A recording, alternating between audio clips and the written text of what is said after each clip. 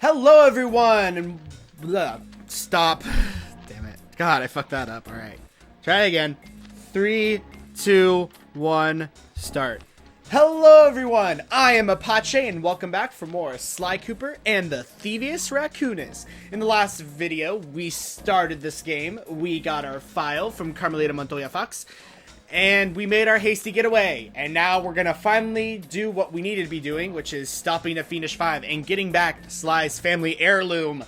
Because that was done really clearly because I played this game so many times. And we already have our first target. Route to our first target. We heard you, Bentley, like 5 times in the last video. So anyways, guys, let's start our very first episode. Let's go!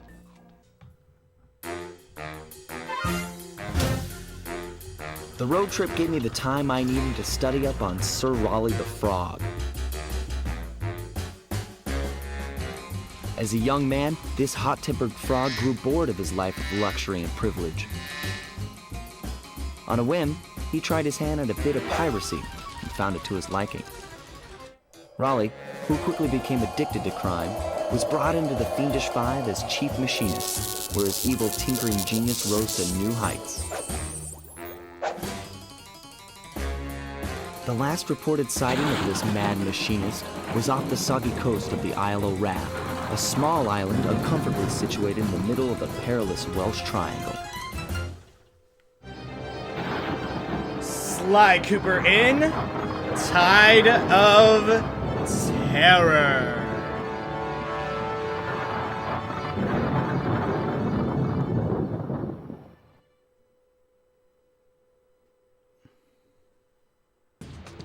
And here's our first mission, a stealthy approach. I love how this game's kind of divided up into, like, it's an old kind of, you know, film noir, kind of old film noirish, like 60s cartoon, something that you probably see like on Saturday morning. And so it's kind of divided up, different levels or worlds are divided up as episodes, which I always found really interesting. All right, so let's head in to the Welsh Triangle, which doesn't exist. Hey, Sly, I just spotted something that's going to complicate the mission. See that nasty-looking gate? It blocks the only road leading into Raleigh's hideout. No problem. I'll just use my climb move.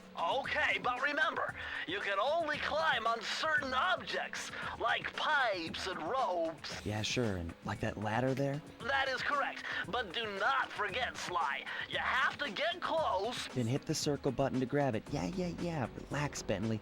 I live for this stuff. Yeah, and that's what worries me. All right, so as you can, I mean, this is obvious thing. Obviously, we just have to get around. It's not like it's hard. And we're finally going to introduce a collectible mechanic of the Sly Cooper franchise, which is a bottle. Now this is very interesting. Don't look at me! The message you just found appears to be some sort of code. I'll decipher it here in the van. In the meantime, see if you can find any more clues. The more I have, the easier it'll be to crack the code. Alright, so that's the mechanic of this game. In each level, or at least in most levels of Sly Cooper, they're not going to be in every level. You're going to find bottles strewn about the area. Bottles are something that you can use to open up safes, which we can use to get more powers that you'll see later on. So it's very good to collect them, and of course each number of bottles is different in each level. And I need to adjust my chair because, sorry, I'm like not situated in front of the microphone because of how my room's set up and everything, and how this whole setup is. My room still smells like Taco Bell from yesterday's playing Paper Mario. I'm recording this the next day. Whoop, whoop, whoop. So that is the goal of this game. Bottles are like a noted. Oh my god, bottles are a noted thing in the Sly Cooper franchise. They make their return in Sly 2, and sadly are not seen in Sly 3, but they do make their return again in Sly 4 at these in time, which is nice. That was an enemy right there. Enemies, of course, like in, of course, just like you, only take 1 hit to defeat, so that's nice. Don't forget to destroy this. As a kid, I always forgot about this, or at least what I did on my first 3 run-throughs, and then now it's just like clockwork that I can just kind of run through this. Ha! It's jokes! It's Sly Cooper puns! You're gonna hate me by the time this LP is over. So, the thing about this game is, so now we're in the Welsh Triangle. Well, okay, let's be very real. Well, Wales does not look anything like this. This is a swampy, I mean, I guess because, you know, Britain does have some weather issues. It's very foggy and stormy and rainy and shit. Hold on, Sly. See those searchlights? One careless step, and you'll be subjected to acute combustion. You done whining? Let's go. I'm just trying to keep you alive, partner. Fortunately for you, I launched these signal repeaters throughout Raleigh's fortress. Get close to one, and I can checkpoint your progress. Nice. So as you can tell, pretty much this game is going to be loaded with sarcasm, because that's pretty much all these characters ever deal with is sarcasm. Ooh, I didn't make that in time. All right, well, if you set off an alarm, it will basically, if you touch the lights again, you'll actually take damage. So you want to make sure that you don't do that. Also, it will pretty much lock you from continuing onward until you destroy the alarm system. So make sure that you do that. Thankfully, of course, for me, it wasn't that bad. You know, not a big deal. Oh, no, get that, dude. Oh, ooh, we're gonna get 100 coins like right away. Whoa, you bounce far, sir. Oh my goodness. You can't just jump over things. That's not what this game's about. I don't understand exactly how people can double jump. Like, what kind of law of physics are we working with where we can just kind of jump from nothing? Oh god, another cutscene, dude. Oh jeez, B. Positioning system, that big blimp is where Raleigh is hiding out. You know, that blimp looks more like a machine than a hideout. You're right, Sly. That is a storm machine. It's the reason why it never stops raining around here. That explains all the wrecked ships. But why would Raleigh want bad weather at his own hideout 24/7? Beats me. But rain or shine, I'm gonna steal my family's book back. And if Raleigh gets in my way, it's on. I have to also say that this is probably the... Ooh, geez, there was like some... Oh, it was this. There's like a little thing in the grass, and I thought, I'm like, did it just lag there? It's a flower. Look, guys. It's a pretty flower. Also, as you can see right there, was an L1 thing. Basically, if you want to listen to what Bentley had to say there again, you can, but I never do. Who wants to? Not that Bentley's not awesome. He is. But I just don't want to hear him anymore because I know what to do. I've played this game. I have no idea how many times I've played this game. It's gotten to the point where I actually did a contest for a speedrun of this game. It was... Oh, got it, yeah. So if you collect 100 coins, you'll actually get that, which is called a Lucky Charm. Because it's magically delicious. Oh my god. Jeez, let's make all the dumb jokes, why don't we? Sir, get on the rock. Sly? Thank you. Basically, if you get a Lucky Charm, you have a free hit. There are 2 stages of Lucky Charm. There's a regular stage, and then there's going to be a golden stage, which you can take 2 hits. Nice job so far, Sly. To get over the next gate, you'll need to grab onto this hook using your cane. Just jump and hit the circle button. Got it. Jump and hit the circle button to grab onto hooks. Alright, yeah, easy enough. So as you can see, we can do this, and we can just kind of swing right over. Woo! That was kind of close. I almost didn't make that. Oh god. How many times have I seen this level? A stealthy approach is probably the level. I can probably do this in my sleep. Like and I don't mean that as like the whole figurative. I mean that probably literally. This is not a hard level for me. Okay, getting through this. This part is a bitch later on, and you'll see why. Because if you noticed, I don't know if I can pull up in the start menu. Okay, no, it doesn't pull that up. Oh, well, this is our start menu, by the way. As you can see, coins. How many lives we have? We have 5 lives. How many balls we have, and the keys, which we'll see in just a second. These, of course, are more way markers. Okay, well, I'm not going to bother collecting everything until I go back through it. I've learned that the hard way through other playthroughs. Get out my way, yo! What are you throwing? Those are the most comically looking shurikens I've ever seen in my life. There we go. Let's destroy that. Hit this bottle, because it's a very easy bottle to miss. There it is! No! Really, Bentley? Get up there. Thank you. I should be able to crack the code and get you inside it. And you can see this is definitely the one of the... Oh, sir! Yeah, there's kind of climbing thing. Remember, I'm playing this on the PS2 version. To be honest, I do prefer the PS2 version over the... Oh, laptop, don't die on me. I do tend to prefer the PS2 version over... There we go. The PS3. gonna just jump down. Now find out both, and I'll give you the instructions to open it. Woo! Cool, thank you.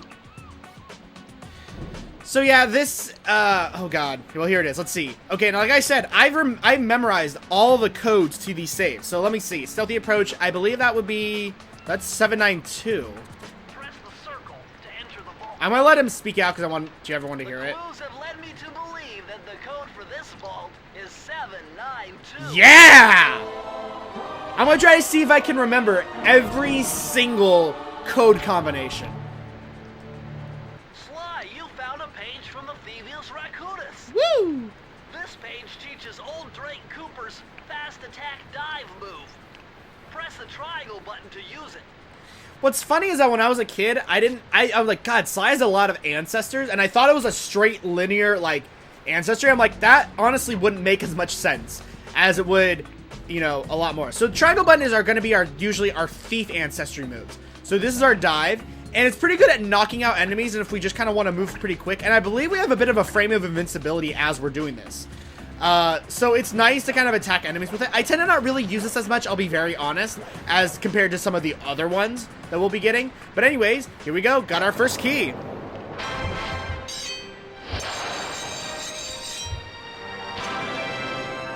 All right.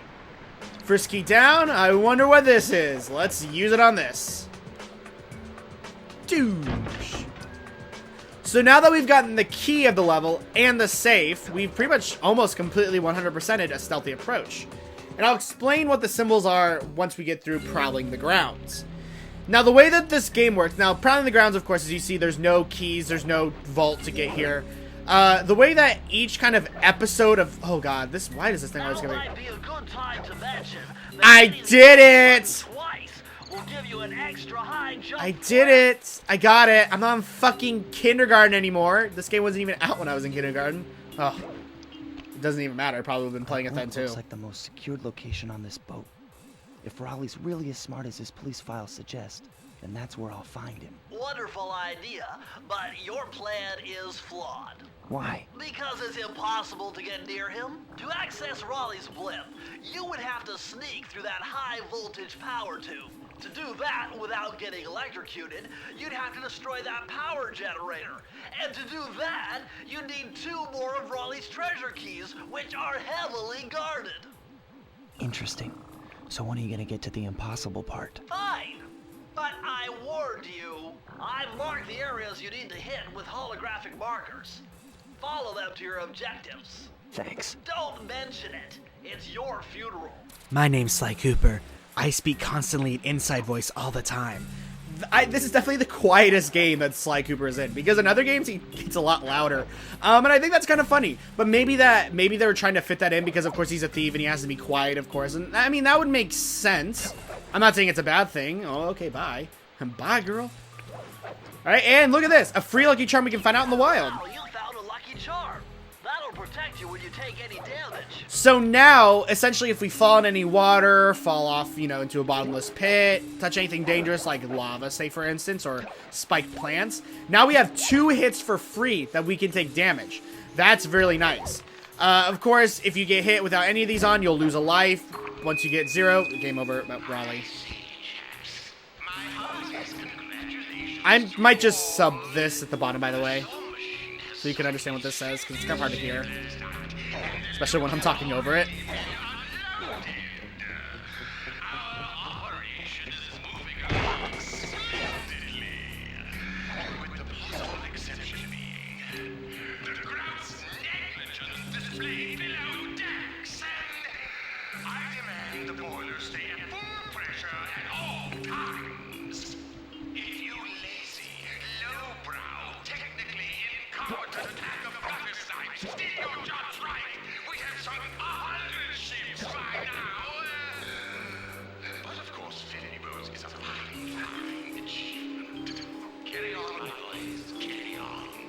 You're gonna hear the Fiendish Five members talking over every time you're in a level and you make it to the hub area. So this is essentially how it works, at least all the episodes. You're gonna have an intro area where you need to get to the hub, and then a hub area where you have a bunch of different levels that you can explore.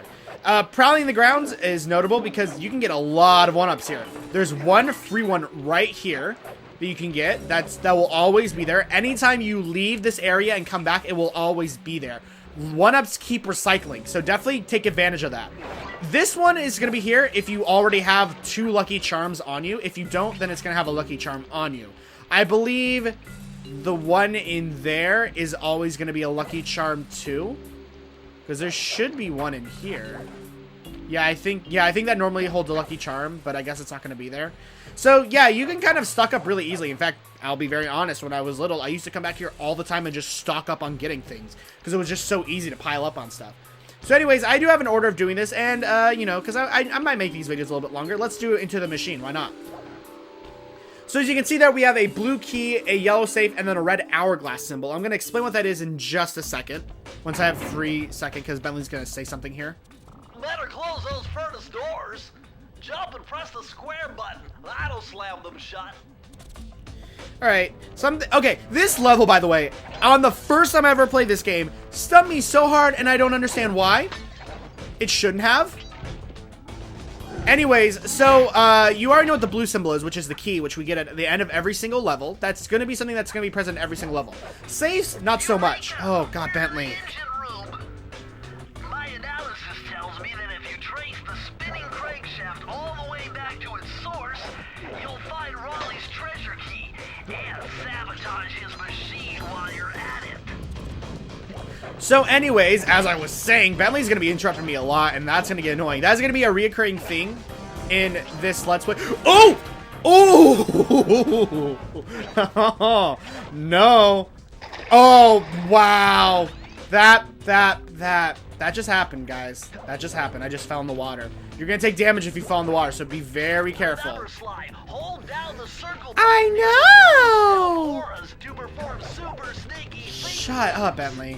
God, I'm sorry, Bentley. You're...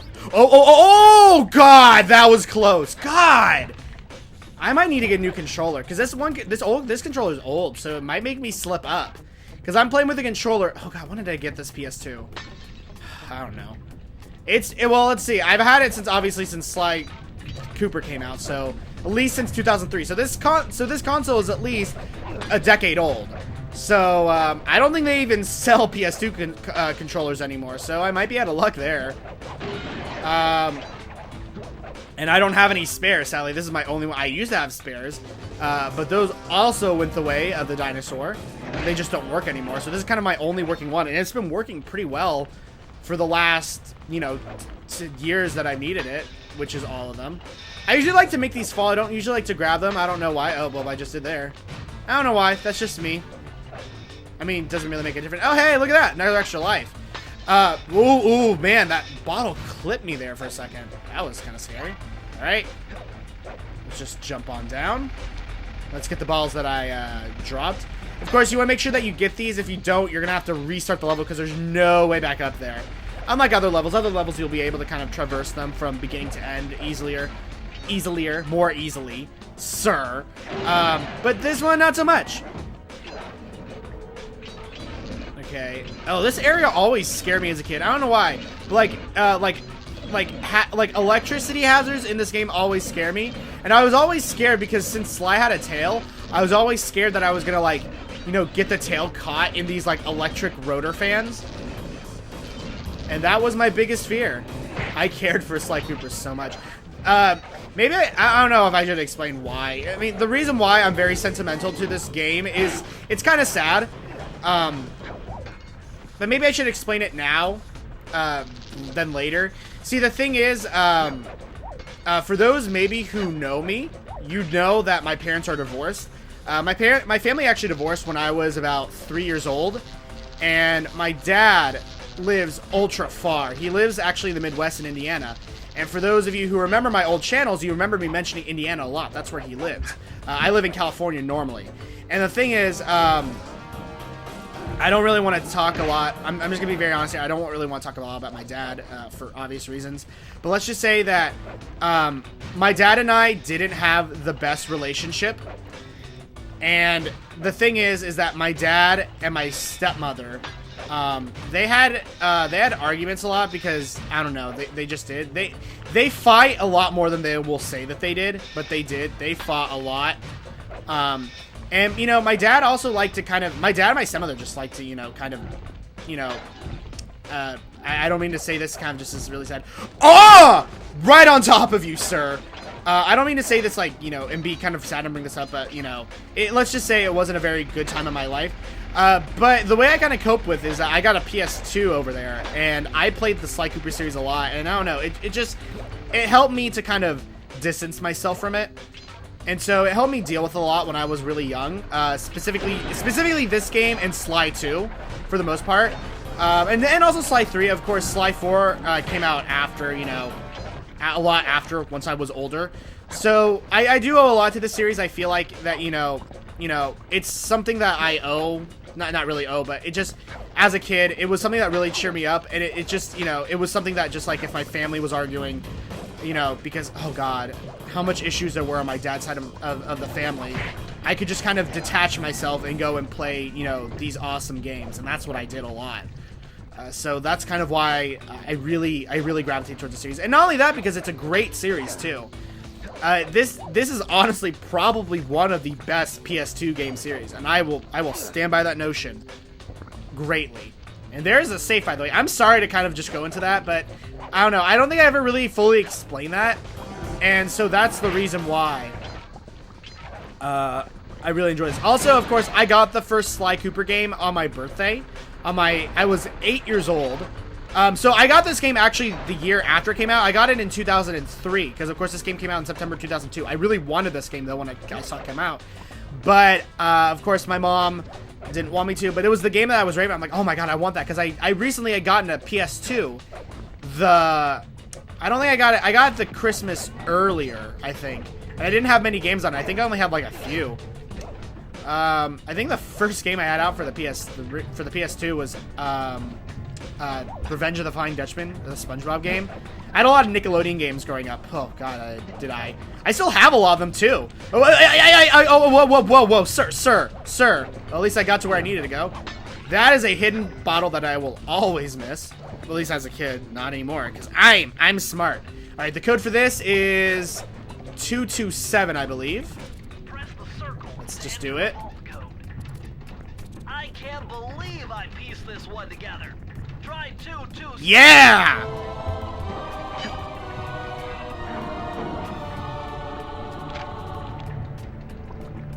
Interesting. Old Sally Cooper's fast getaway raccoon roll. Stories claim she can move faster rolling than anyone else could on the run. Hold down the triangle button to use this move. Switch between your power-ups using L2 and R2.